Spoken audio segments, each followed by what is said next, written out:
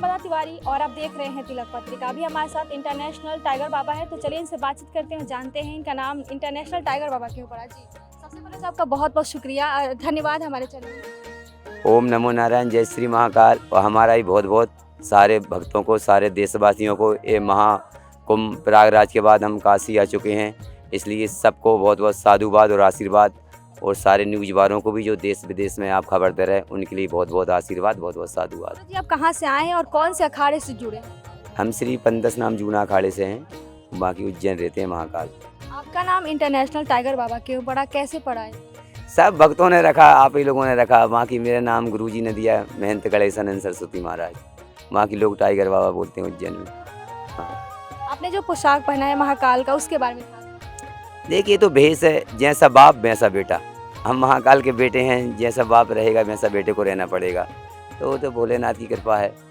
जे आपके इष्ट देव कौन होते हैं? आप नागा सन्यासी कैसे बनते हैं, थोड़ी सी हमें डिटेल में बताइए। ये नागा सन्यासी बनते हैं, हमारे गुरु दत्त भगवान रहते हैं और भगवान भोलेनाथ रहते हैं, इष्ट देव। उनकी साधना करते हैं और विश्व शांति के लिए भजन करते हैं। जो भटके हुए कर रास्ते पर लगा दे वही संत है। हमारे लिए कुछ नहीं कर रहे, हम आप लोगों, हमारे भक्तों के लिए तप जब चल रहा है, अनुष्ठान भजन, हमारे लिए कुछ नहीं, आप लोगों के लिए। हमने तो तन पे वस्त्र भी नहीं रखा, किसके लिए क्या करना, हमारे लिए कुछ नहीं, आप लोगों के लिए। कितने दिनों से आप काशी में आए हैं? आपकी पेशवाई कब हुई थी काशी? अभी तो 15 दिन हो गए लगभग हमको।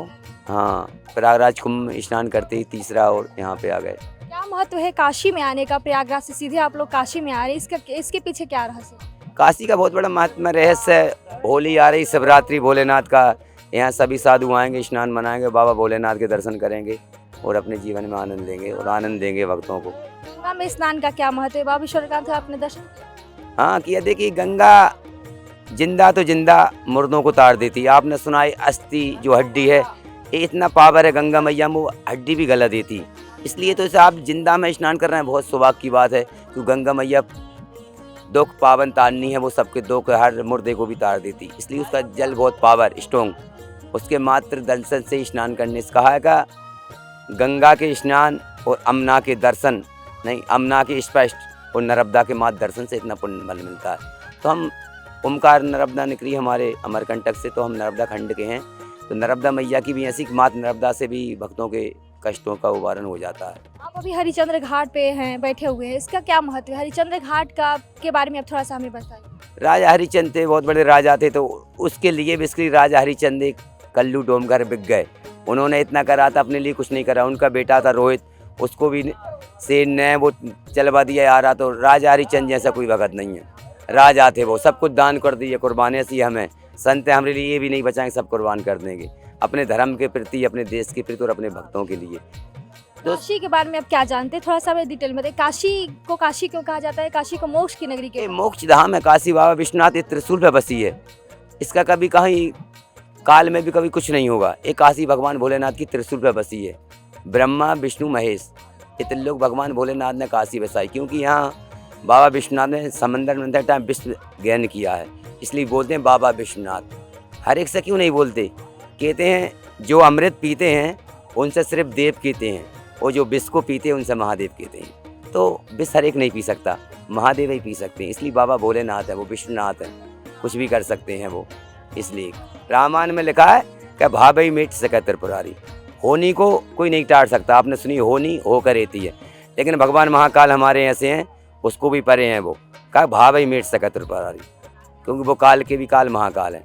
एक महादेव ऐसे, वो मार भी सकते हैं और बचा भी सकते हैं। 144 साल बाद महाकुंभ का जो संयोग बना था, उसके बारे में बताइए, कैसा लगा आप लोग को, अनुभव क्या था? बहुत सुंदर लगा, बहुत अच्छा स्नान हुआ। और ये तो आते रहते हैं, इतना बड़ा पर्व हुआ, देश विदेश से पूरा विश्व लेबर का मेला, तो इसमें आनंद नहीं आएगा तो कब आएगा? जो कुंभ स्नान का क्या महत्व है गुरुजी? क्योंकि स्नान कहा कि तीरथ जाओ फल मिले एक, और संत मिले फल चार।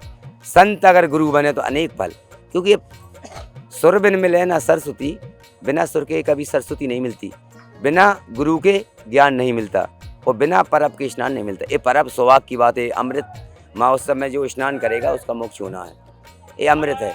अपने जो गले में रुद्राक्ष की माला पहना है और कपाल भी पहना है, उसके बारे में थोड़ा ये भगवान भोलेनाथ का स्वयं रुद्र है, ये उनके आंसू का बना है।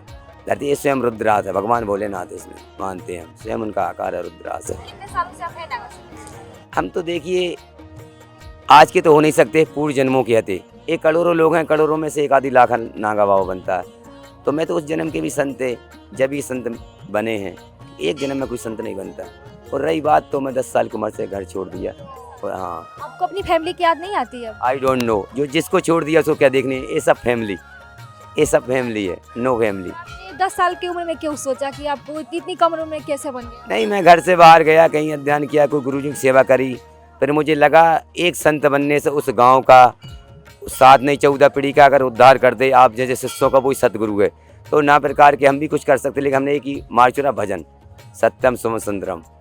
बिना भजन के संसार में कुछ नहीं मिलेगा। भगवान भजन ही भजन है। हरि अनंत हरि कृपानंद, कि भगवान राम से बड़ा, हर हर महादेव, राम से बड़ा राम का नाम है ना। उमा कहूँ मैं, भगवान भोलेनाथ बोल रहे हैं, आज राजा हरिचंद्र घाट पर बैठे हैं काशी विश्वनाथ की नगरी में, कहा उमा कहूँ मैं अनुभव अपना, सत हरि भजन जगत सब सपना। हे उमा, सब सपने के समान है, सत तो भजन है। देवी पूजें कमल तुम्हारे, सुर नर मुनि जन हो सुकारी। उनके चरणों में बारंबार हमारा गंगा मैया के चरणों में प्रभाव का सारे भक्तों पर ऐसी आशीर्वाद कृपा बरसा रहे हैं और सबको आनंद आ। जय श्री महाकाल, जय गंगा मैया। आ चुके हैं काशी में आप? ये पता नहीं है कितनी बार आते हैं, जब बाबा की कृपा होती है जब आ जाते हैं।